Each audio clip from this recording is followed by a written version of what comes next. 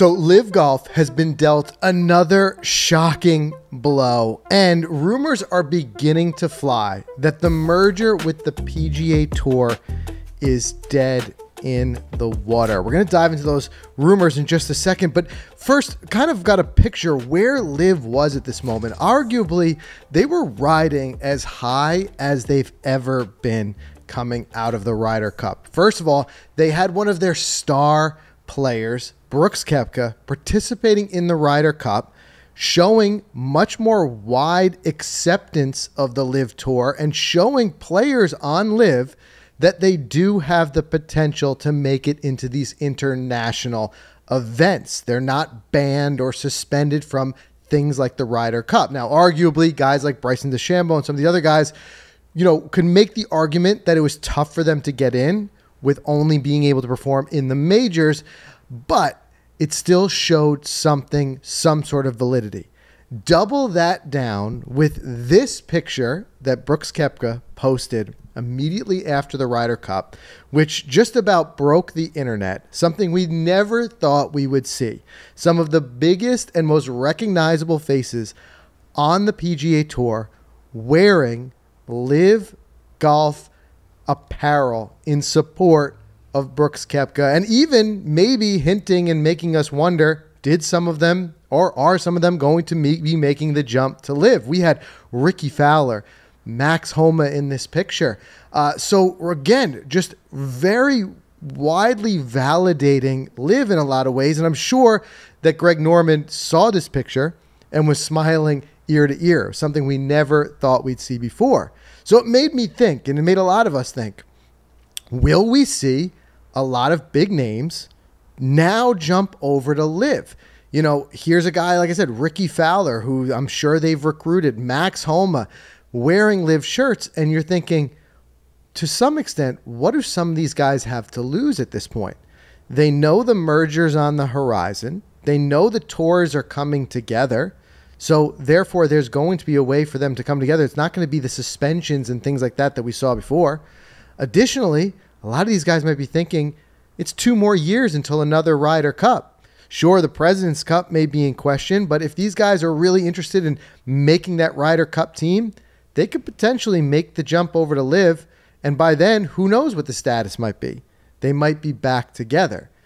But then, when LIV was riding arguably as high as it's ever been, boom, they get smacked with some really disastrous news yesterday.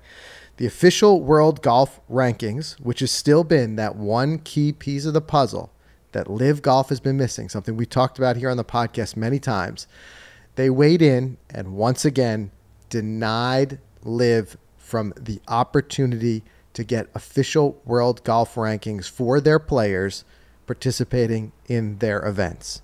But there was something interesting in this. So in the statement that was read by Peter Dawson, who's the chairman of official World Golf Rankings, he said, they're just not playing in a format where they can be ranked equitably with the other 24 tours and thousands of players trying to compete against them. More importantly, he said, this decision not to make them eligible is not political. It's entirely technical. Okay, so this is, again, it's a huge blow. They're denied their world rankings. We're seeing guys like Bryson DeChambeau. We're seeing guys like Brooks Koepka. We're seeing guys like Dustin Johnson quickly fall down the official World Golf Rankings and putting a lot of things in jeopardy for them, especially when we go into things like Ryder Cup and President's Cup and things like that. But the fact that they went out of their way to say that it was not political makes me think, what does LIV do at this point? Because LIV has a decision to make. If they were to change their format, now remember, this would be fundamentally changing their business model. They had structured themselves from the beginning as being different, being in a way they call more lively with their no-cut events, their 3-day events and these shotgun starts.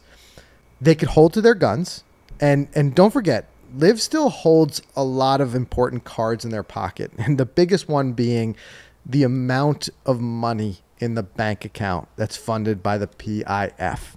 Money at the end of the day largely talks, and we're seeing that with this merger. Whether you like that or hate that, that seems to be the reality, because I think without the money, and I think we all know this, none of this would happen. That being said, if LIV wanted to, arguably, they could say, fine, we will change our structure. We will add one more day of competition, so make it a 72-hole event, and we will put cuts in place. If they were to do that, it would create an equitable, level playing field with the other tours. They could reapply for points, and at that point, it would force the hand of the official World Golf Rankings to either let them in the door, or at that point, it would have to be political. By them saying it's not political, that's a decision that could definitely be made. Now, here's the thing that has really kind of come to light in the past few days. We know that the deadline for the PGA Tour and LIV for this framework agreement to be solidified is December 31st. Rumors are now coming at us from all angles that that deadline is not going to be met. And I think from what I'm hearing and kind of reading between the lines here, the trouble that they're having is getting a lot of the PGA Tour players on board with this merger. Don't forget, you got guys like Rory McIlroy, who said he would retire before he played under a LIV flag. So they've got a lot to work out in that area of the game. They've got to figure out a way that they can get these players on board. But equally, I'm sure there are plenty of some of the decision makers at LIV who don't want to bend or bow to the PGA Tour's whatever it is that they end up wanting to do. Don't forget that as part of this framework agreement, the PGA Tour would be taking the lead on a lot of the decisions that were going to be made. Who players would be playing, where would they be able to, how would they qualify in those events?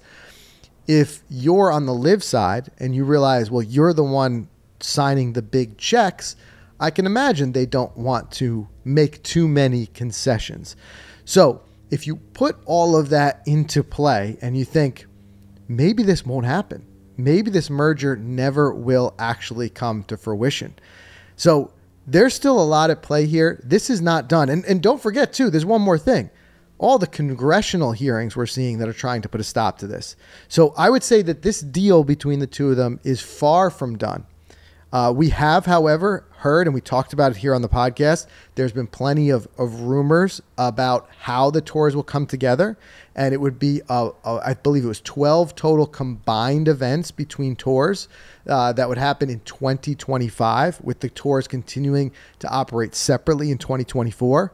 But with this most recent decision, that means every player out there on LIV is going to set themselves back an additional entire year by not making any type of points or movement in the official World Golf Rankings outside of the majors. Remember, in the 4 majors, they still will qualify for points.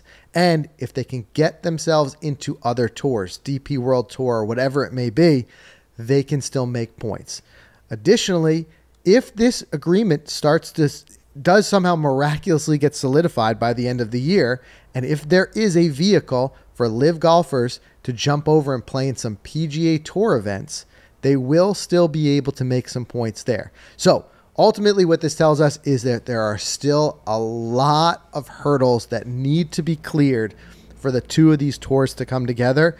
And I would say this is far, far from a done deal between the two of them. But what do you think will happen? Let us know in the comments.